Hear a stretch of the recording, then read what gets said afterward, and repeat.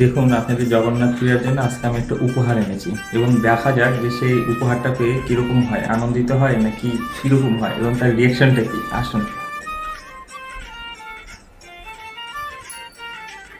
জগন্নাথ পূজা হ্যাঁ বাবা। কেমন আছো তুমি?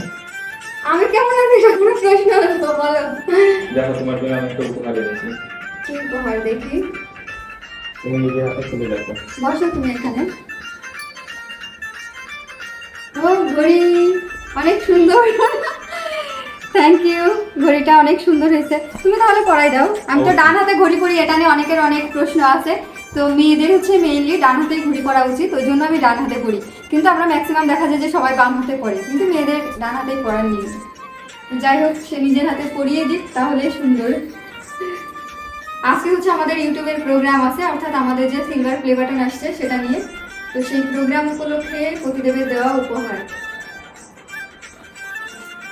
হ্যাঁ, দেখো তোমার কি পছন্দ হয়েছে ঘড়িটা? অনেক সুন্দর। তো আপনারাও দেখেন এবং জানাবেন যে ঘড়িটা কিরকম হয়েছে।